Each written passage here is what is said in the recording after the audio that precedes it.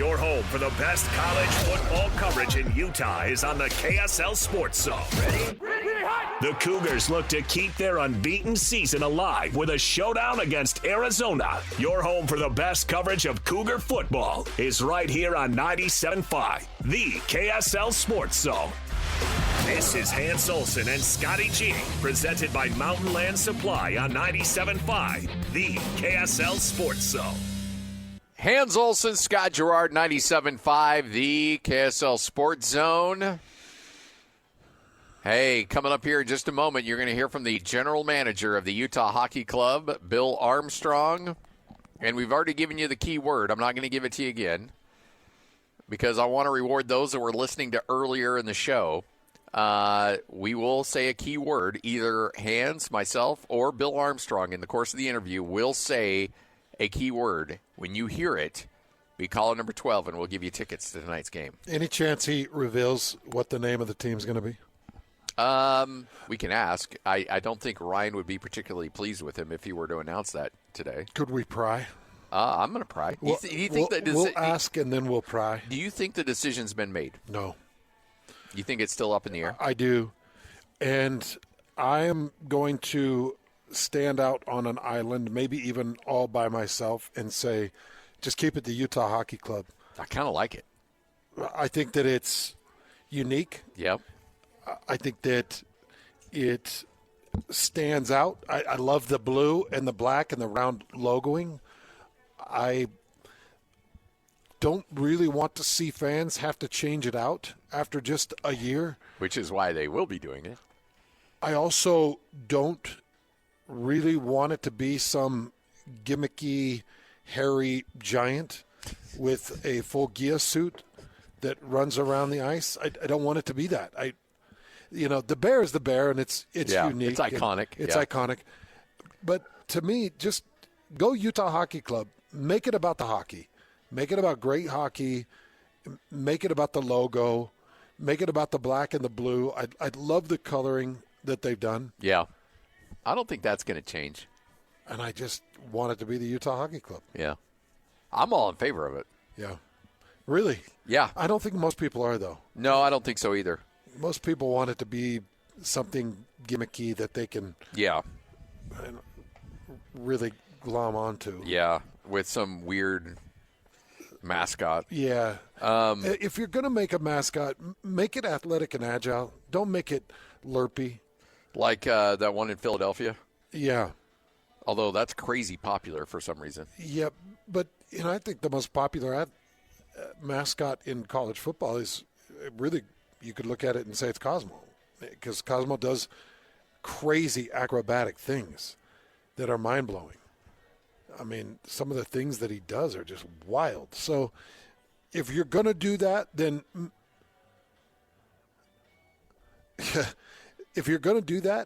make it a guy that jumps out of the rafters, that's connected to some rappelling gear, that flies across the entire arena and, hits the ice with some skates, and a dude that gets on a bench and throws up 650 pounds and balances Volkswagens on his chin. And are you essentially applying for the job? No, I'm not, because I hate heights. Because you just essentially described yourself, the guy who can bench 650 and balance stuff on the chins. Like, I just want to see something. If you're going to do that, then do something. Don't just have a guy that's got a big old hairy suit on. Yeah, I'm with you. Runs around like a dork. Don't be like the Stanford tree that just what do you do? Yeah. Or just give me the Utah Hockey Club, and I don't really need a mascot. You know what was interesting, though? I was thinking about this when I was when you do the radio play-by-play and they score a goal, what do you say? Goal, Utah Hockey Club? Or, because if it's like the Yetis, they're like, Yetis score. But then you go like, Utah Hockey Club scores. Like, that doesn't really roll off the tongue that much. It would just be Utah, right? Yeah, no, that's a Utah goal. That's what you got to say. But usually you want to mix it up a little bit and throw in some variations, and there's really nothing you can do there. Yeah, because you're not going to say UHC scores. Yeah. It's going to sound like some type of medical outlet. And that's a score for the club. Yeah. I don't know. That may not be that bad. A score for the club's not bad. Yeah, the club. The club's not bad. But I like it. I like how basic it is. I just want these guys to play well on the ice. Well, I mean, when the NFL team shifted from the Redskins, and now what are they, the Commanders? But those 2 years where they were the what were they, the Washington football team or something like that? I like that better than what they are now. Yeah, I do too. I'm not a fan of the Commanders. Yeah, I think it's dumb. Yeah, I'm not a fan of the Commanders. I'm not a fan of the Guardians either. No. I don't like the names that they came up with. Yeah. I think they could have done better. But I say that, but then it's like, well, how do you erase 100 years or 80 years of logo history? Yeah. And just pick something else and throw it on the side of a helmet and try to make it yours. It's not worked for those two clubs. No. Nope, it has not. And you're right, though. I mean, trying to eliminate – I mean, I even just look locally – and I moved to Bountiful almost 8 years ago. And so I have my oldest didn't go to Bountiful High School. My middle son he's a senior at Bountiful. So we don't have that Bountiful blood coursing through our veins. Mm-hmm. But when they shifted from the old mascot to the Redhawks, boy, people were just, in our community, was just irate about it. Yeah, and still are. All right, joining us now, he is the general manager of the Utah Hockey Club, which kicks off the season tonight. Can't wait. It's a historic day here in Salt Lake City, and Bill Armstrong's kind enough to join us. Bill, how are you? Hey, Bill. I'm doing good, gentlemen. How are you guys doing today? Excited to catch up with you again. Not as good as you are, man. Congrats. I know this has been a crazy whirlwind 5-6 months for you, but it all wraps up today as you get ready for a big one. Just how fired up are you for the culmination of what I got to imagine has been a lot of sleepless nights for you and your crew? Yeah, it's truly. I mean, I was just down by the rink there, and it's just the atmosphere. It's incredible right now down there. It's just a buzz. People are so excited.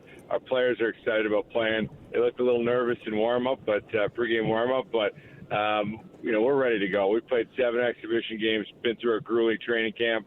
The boys are ready to play. Let's put it this way: if you can't get excited about tonight playing in that rink, you're in the wrong business. Hey, what's training camp been like? It's been good. Coaches put them. It's been hard. We had a lot of returning players, which were good. Everybody came in a real good shape, and we went 5-2 in the exhibition season, which doesn't mean a whole lot, but it gives you a little bit of confidence in how you're playing.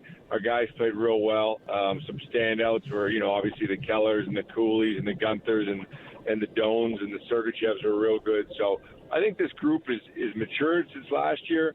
You could see it in training camp and the way that they approached it with the intensity and effort. And, it's going to be a fun year for us, and it's going to be a fun night.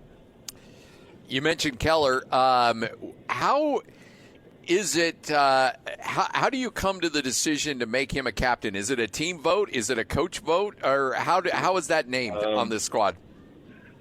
Well, with Keller, we did a lot of work on the simple fact of did we looked at him. He's the best player on our team. He's extremely competitive. He holds his teammates and himself to a very, very high standard, which we liked, and that was kind of a deciding factor for us. He won 2 championships for the USA. And for us, when we talked to the other players about it, they came back to the same guy all the time about him being a leader, and them respecting him and who he was on the team. So for us, it was obviously there were some other guys that were close, but he's the one guy that stuck out, and he's very confident and comfortable with the C. And we talked to him about his approach and how he would lead, and we were very impressed by his thought process and what type of captain he wanted to be. Has this transition gone fast, or has it really drug for you, Bill? It seems like it's been 5 years. Like it does. Like it's just dragged, like, you know, but in a good way. Like and then you look back and you go, it's only really been 5 months or whatever, and it's been everything packed in, you know. So it's been great, you know, and you know, I think for us, the only, like, my dogs have got this false impression that it's going to be warm here because it's warm in October, and I keep telling the dog, I know it's 81, 82 degrees out there, but it's not like this in the winter. You're going to want to shed that coat, boys. You're going to want to shed it. Yeah. But the transition's been really smooth with the group, SEG and Ryan Smith and Ashley Smith. They've been unbelievable for us and just been there for us and help create buildings, get everything done for what it needs to be an NHL team. And it's been an incredible process to go through. I know that you're probably still a ways away from, you know, a lot of the designs, but you are working on a practice facility as well. How fun is it for you to be able to say, okay, Ryan, this is what we need out of our practice facility. When you renovate the arena, this is what we need out of this and this and this, and to really kind of structure things and to kind of tailor-make it the way that you want it. That's the beauty of it, right? Like, even our dressing room with the LED lights and everything, like, it's elite. And we have a chance to go in and make an elite practice facility. I'm going to say it's going to be the best practice facility in the NHL, state-of-the-art, by the time it's done. And, you know, that has a lot to do with Ryan's thinking, just about being progressive and making it the best. And we've got a couple guys on staff that are just unbelievable at designing stuff. And my big thing is, GM, own your space. You know, whether you're the skate sharpener or you're the medical guy or the coaches, own your space. Perfect your space and pass it along to the architects. Let's get the best of the best and be a first-class organization. And SEG's allowed us to do that. It's been impressive so far, and we're looking to build that facility out in Southtown. It's going to be amazing. So Bill, Barrett Hayton hung out with us on air for a little bit yesterday, and I asked him who the toughest guys on the team were, and he gave me Liam O'Brien and Sean Dursey, I believe, were the two he gave me. Did he hit it on the head? And where does Barrett Hayton, where does he fit in on the toughness scale? Well, Hayes is tough in a different way. He's tough in a hockey way where it's like he'll go back to the same area and take a beating. He's not afraid. You know, he'll go to the hard areas and play in the tough ways, and that's being tough too. Going back to the same area, you're going to take punishment in. That to me is being tough. Where, you know, Durs will throw down. You know, he's a competitor. He does it out of pure, competing. Where Liam is more of a protective of our team, and you know they're tough in their own different ways, but they're all tough guys. You know, to play the game of hockey is not an easy thing, and you play for us in Utah. You know, we demand a lot of our players, and we expect them to be tough in different ways. But you got to be tough. You know, I asked this to a lot of coaches, both in the NBA and the NFL and college football as well, and I'm kind of curious to get your thoughts. Is it hard to identify toughness in a hockey club or in a hockey player when they're coming up through college or their clubs or whatever, when they're normally probably, if you're considering drafting them, the best player on their team, so you can sometimes disguise toughness just by sheer athleticism? Or is it pretty easy to see, oh, no, this guy's tough and he'll fit into our DNA? It goes both ways on that. Like I always say, you don't teach a baby shark to bite. They just know how to bite. So a lot of times that's in you. The other times it's in you, but we can't see it. Like we drafted a kid one time named Samuel Blaze. He played 4 years in front of us, and he never threw one hit. There he is in the seventh game in the NHL, you know, in the conference finals, you know, knocking Jamie Benn around the ice with body checks. So there's some stuff you can't see in people at times that comes out, but most times it's in them, and you see that with your scouting and when you're bringing them along. How cool is this start, too? You know, Chicago Blackhawks, the iconic Blackhawks, a beautiful opener. You know, one of my favorite sweaters in the league, and it's all kicking off with this here tonight with them. Tell me a little bit about this team. I mean, that was one of the things I was excited to catch up with you on, is just start to know these other teams a little bit. How good are the Blackhawks, and what should we expect tonight? Well, first of all, I don't like the Blackhawks. I don't know if anybody else doesn't like them. But let's be honest. I grew up as a St. Louis Blue. I worked for them for 16 years. They throttled us for how many countless times, and we had great teams. I have no love for them. We did beat them in the 7th game with Troy Brouwer, put that one home. But they're an incredible franchise, always been. They won the lottery. They got Bedard. He's a superstar, unbelievable human being, unbelievable kid. And now they're trying to build around, and they're trying to build in the rebuild. And they're much like us in the rebuild. They've thrown a lot of draft picks at it, and they're a young team with some veterans sprinkled in, and they're trying to take a step. And we're looking to push them down the steps. How's that sound? I like it. I like it a lot. You talk about steps, and you've been really big in saying we're not going to skip steps. We're going to do this the right way. We're going to build this the way that it needs to be built. But then you got, some national talking heads that make their predictions and have you guys in the playoffs. So I know I'm putting you in a weird spot here, but where are your realistic expectations for this team this year? Well, here's my thing: is we're 4th year into the rebuild, and there's not many teams that have ever made the playoffs in 4th year coming out of the rebuild. It's really a hard thing to do because you're pretty young at that time, and which we are. I think we might be the 2nd youngest team in the National Hockey League this year. So we're still going to be young. When you're young, you make a lot of mistakes. We expect to go to the rink and win every day. That's what we do. We try to win the day. So I don't want to take dreams away from our players. I'm just giving you a little bit of reality, and the problem is a lot of teams go into a rebuild. There's not many teams that come out of a rebuild and actually win it. And if you look at Canada, they have the most amount of media that covers their teams. The last team in Canada won 30 years ago. Think about that. 30 years ago. And one of the things is they're trying to be the best they can be every day, and they're throwing all their picks and money towards it, and they haven't allowed their teams to grow in the proper steps. Most of the teams that are winning championships, have done it through the process. And if you look at, Florida, who won it last year, all their defensemen are 28 years old. They're not 20, they're 28.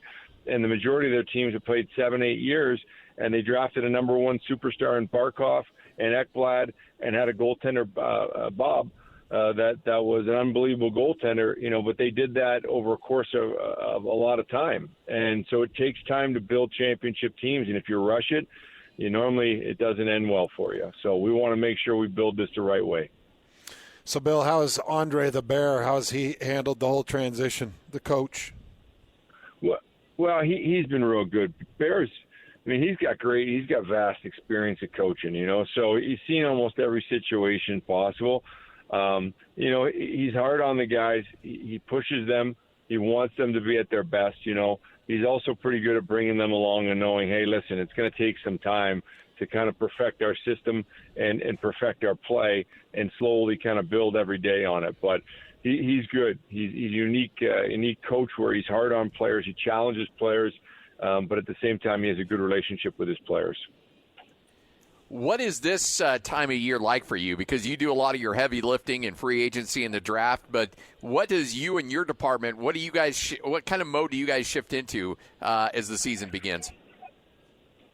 Well, we're kind of like we're on the entire training camp. You're just on the entire time, so it's kind of a relief at this time of the year that you get to watch your team play, and that's what you're focused on. And everything else is kind of taken care of. All your prospects are signed. They're back in junior and the minors, and you're monitoring them. But it's really a good time of the year to come in and watch your team and obviously be very, observant of what's going on and help the team grow with the coach. So you take care of the Blackhawks tonight, then you guys start this lengthy road trip.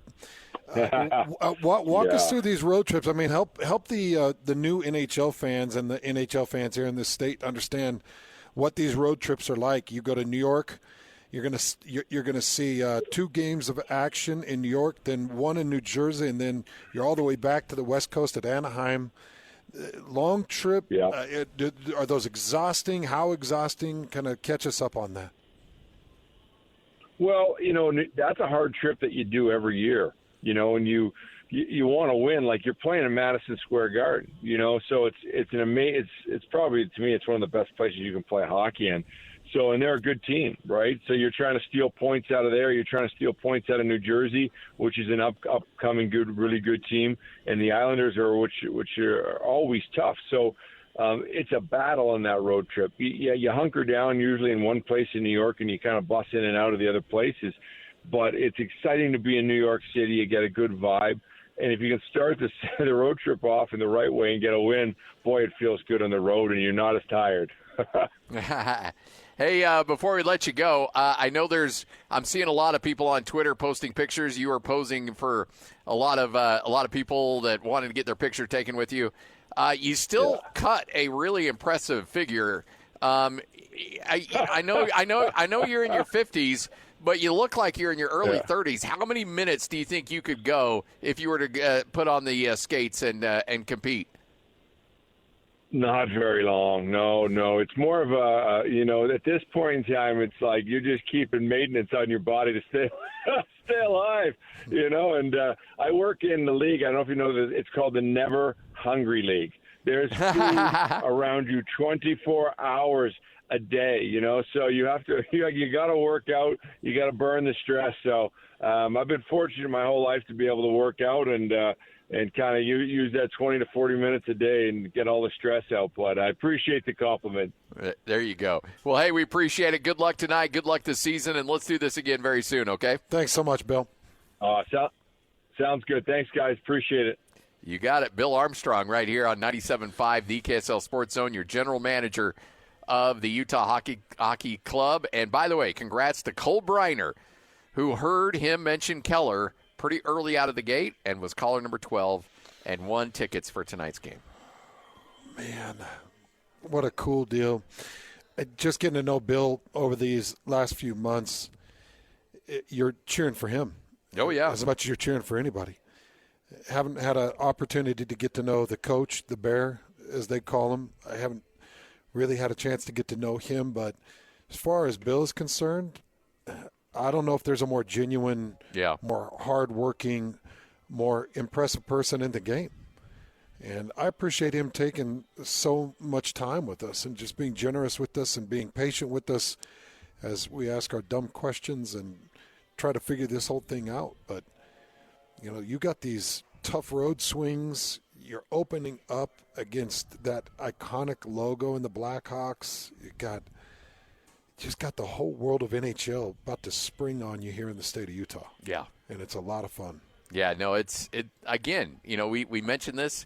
This is a historic day. And whether you're there at the arena or you're there, just enjoying the festivities outside the plaza, or if you're at home watching it on TV, or better yet, you're listening to us on the radio right here on the Zone, this is a day that you're going to remember for a long time, because there are a lot of people that can go back there and say, I was at the very first Jazz game at the Salt Palace. Yeah. That's a memory that those people will take to their grave. And I'm sure a lot of people that say they were there that weren't there that still claim they were there. You'll probably have 40, 50,000 people that will say that they were at that game tonight when only 10 or 11 are actually going to be there. But that's okay. Lie, whatever you want to do, because you want to hold on to this memory for a long, long time. Just a really big opportunity for the state of Utah to be able to say, hey, we are an NHL town. 97.5, the KSL Sports Zone. It's official. 97.5, the KSL Sports Zone, is your official radio home of the Utah Hockey Club. When the puck hits the ice this fall, you'll hear every goal, every check, and every tension-filled moment right here on the Zone. Your exclusive home of the NHL and the Utah Hockey Club in Utah is right here on 97.5, the KSL Sports Zone.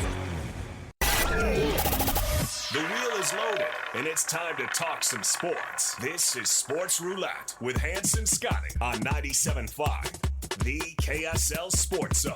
Hans and Scotty, 97.5, the KSL Sports Zone. Happy Tuesday, everybody. Remember, tomorrow will be a Cougar preview show. Just glad to have you back, man. How was the weekend? You had a good time? It was a great weekend. Absolutely a great weekend. Those bye weeks are nice. Yeah. I got a little bit of rest, a little bit of recovery. Now I'm ready to finish out the second half of the season and getting ready for Arizona. I'm actually headed down to BYU practice on Thursday. So I'll be down there just taking a look at a couple things and hopefully getting some ideas on what to expect from this team on the second half. It's just been an incredible ride, Scotty. Yeah. I mean, it's incredible. There's 5-0 and turning the nation's head. It's really fun. Look, calling a game is a high regardless of whether a team is 12-0 or 0-12. Yeah. I mean, it's an honor, it's a privilege, and it's I can't imagine it equals playing in a game, but I think it's a high that is just unmatched that I've never been able to match in terms of adrenaline and excitement and things like that. I'm sure as a player, as a former player that played at that level and the NFL level, you've exceeded that. But for me personally, I mean, it's just awesome. But when you're on one of those seasons where things are going really well, it's so much fun. It's wild, and I don't want it to end. And I know people are like, well, I hope Kalani doesn't allow these guys to read their own press clippings, and I hope that these guys were overlooked. They were underappreciated. From me on down the line, nobody thought that these guys would be contenders in the Big 12. And they didn't just have 5 games that they wanted to prove me wrong or prove you wrong or prove the country wrong. They wanted to prove you wrong on the season. Yeah. They want to prove me wrong on a Big 12 championship. And it's not just the players. It's the coaches, too. And you can kind of hear it in Kalani's voice. And if you thought for 5 seconds that Aaron Roderick isn't one of the most competitive people in the world, well, then you slept on it, and you're mistaken. And they're taking it personal. Yeah. And this bye week came at the right time, and they get L.J. Martin back. They get a couple of other pieces back. Some guys get rested, and I'm expecting big things. It's a 2:00 kick at LaVell Edwards Stadium against an unpredictable Arizona team that I've got a lot of respect for. Mm-hmm. Played extremely well against Utah. Beat them up in the trenches. Yeah, Arizona's more than capable of going in there and getting the W. Darn right they are. Yeah. So people are like, well, I hope that they don't start taking it easy on the guys and relaxing in practice and feeling like they've already won. Stop it. These guys are intrinsically motivated. They are bothered, disturbed, disgusted, ticked off, and every other adjective that you could come up with to describe this amount of disrespect that they felt. Yeah. And it burns deep in them, and it burns the most in Jake Retzlaff. Yeah. Oh, yeah. You can tell. It burns the most in Jake Retzlaff. That guy, we talked about it, he was a warrior at the JUCO ranks. We know he's a winner because that's all he's ever done his whole life. It's just you come in and go 0-4 and throw a couple of untimely picks, and people are like, well, what does he really have? Yeah. Well, he goes out, beats Gary Bohannon for the starting position, and now he's out to prove all of us wrong. Well, and even now they're 5-0, but what are people talking about? The defense. It's like, well, what happens when the offense, the defense has an off day and the offense has to lead the way? Can they do it? And I got to imagine he's like, we're 5-0. Yeah. And they're still questioning me. What do you mean, can I do it? The first thing that he commented on 2 weeks ago after they beat Baylor, the very first thing is, we already proved Las Vegas wrong, didn't we? And he knew that 4.5 number? Yeah, he knew right on the number. He goes, well, we already proved them wrong. That's what he said. Wow. And Greg and I looked at each other like, oh, this kid's, he took notes. Yeah. Yeah, he's got receipts. He's got receipts. And, I might be one of those names on that wall. Yeah. And so be it. Yeah, absolutely. If you got to shout it out, shout it out. Say, if you need to call me out in a post game and just say, hey, Hans, so you doubted me, huh? You doubted this team, huh, Hans? I mean, get personal. Take the shots. You're darn right, and you deserve it, man. When you prove everybody wrong, you deserve it. Yep. I have no issues with you taking a victory walk. Hey, but guess what? Starting 5-0 and then losing 4 or 5 down the stretch, that doesn't earn you a victory walk. Nope. And they know that. Yeah. And that's why they're – because they were 5-2 last year and ended up 5-7. They're staying on the warpath. Yeah. All right, Hans and Scotty, let's get to it. Sports Roulette. Take some of the big storylines, put it on a roulette wheel, we spin it, and that little white ball is going to tell us what we're going to talk about. So, Lloyd, do your best.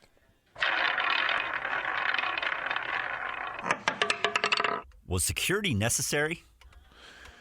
Robert Saleh has been fired from the New York Jets, and they actually had security usher him out of the building. Geez. Are you serious? Yeah.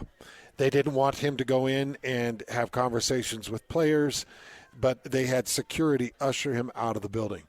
It was announced this morning by Adam Schefter that they made the decision after a 2-3 start where they had high expectations, a potential conference contender in this New York Jets team, and they suck. Yep. They're terrible. The great thing is, in the write-up that I was reading, one of the first things that was suggested was the relationship has worn thin for Aaron Rodgers. And we saw kind of the two-hand shove in the chest, and Aaron was like, oh, no, that's just how he and I are. Yeah, sure. Oh, okay.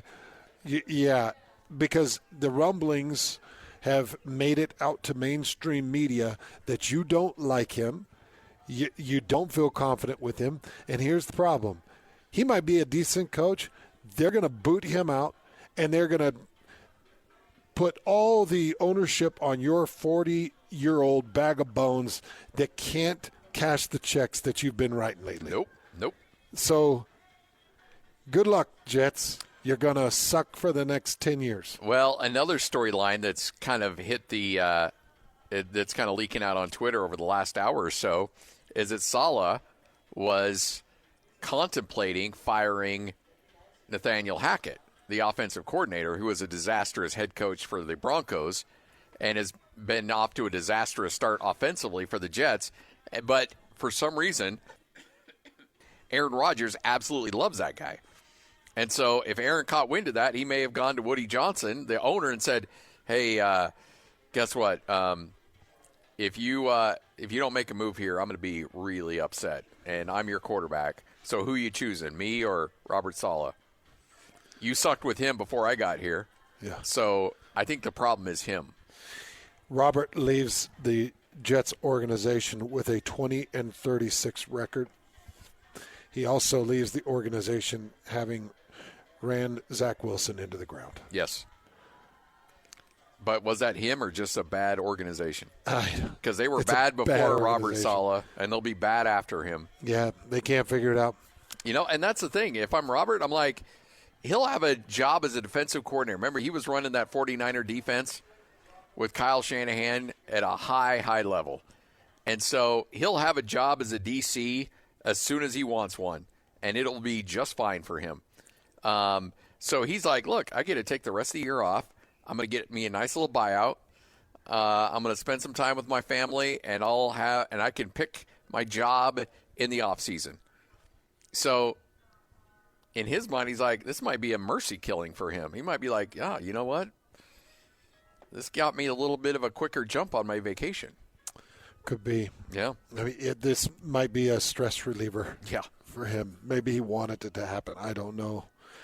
But it's a train wreck.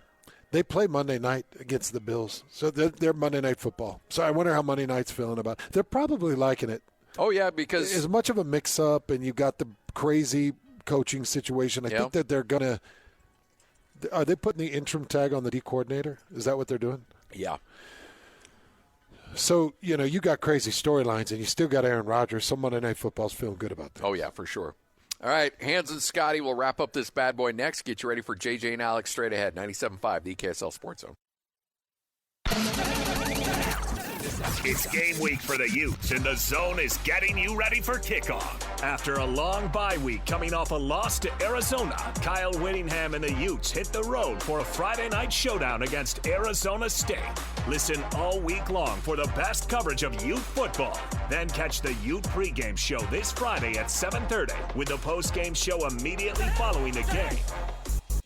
Your home for the best coverage of Utah football is live on air, online, and on the KSL Sports app. This is 97.5, the KSL Sports Zone.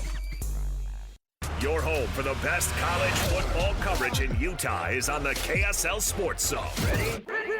The Utes look to right the ship with a battle against the Sun Devils of Arizona State. Your home for the best coverage of Utah football is right here on 97.5, the KSL Sports Zone.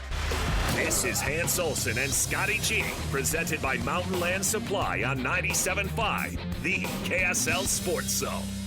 Hans and Scotty, 97.5, the KSL Sports Zone. A little Coldplay. This is Yellow, right? Not doing that. Not doing that. Yes, Scotty, we're not doing that. Oh, okay. Sorry. Lloyd, can you play Yellow, though? I don't know if you have it in the system or not. I don't know. If you had it available, you can just fire it up and play it so I can be right about the song. Okay, here's Yellow.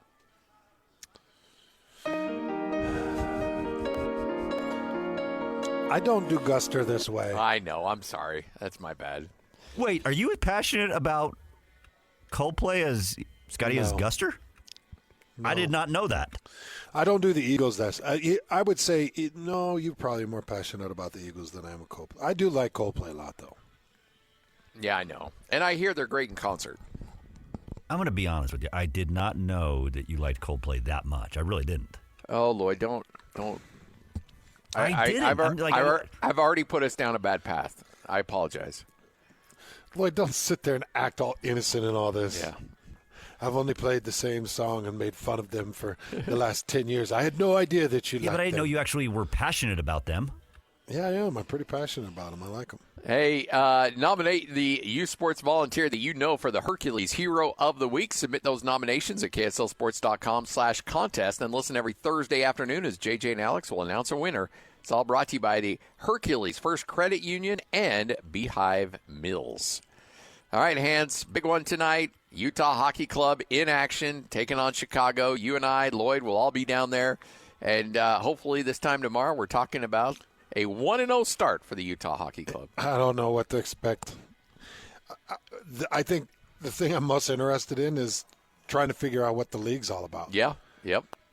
With the NBA, I know the storylines. The NBA, I know the history. I know who's been good. I know the owners that are disliked. I know the owners that are liked. I know the GMs that are smart, the GMs that are greedy, the GMs that get taken advantage of. Yes. And I understand the overall makeup of that 30-team league. I'm not there with the NHL. Yeah, but we'll get there. Everybody knows the Chicago Blackhawks. They know that sweater. They know that logo. Yep. They know it. But what do you know about the organization? I'm excited to start to learn about all that mess. Yeah. And the only way I can do it is by experiencing the season.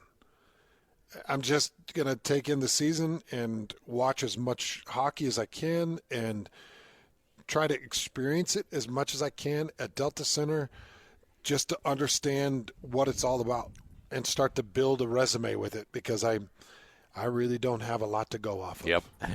But we're going to go down this path together. Yeah. We're going to enjoy it together for sure. All right, Hans and Scotty, JJ and Alex next right here on 97.5, the KSL Sports Zone.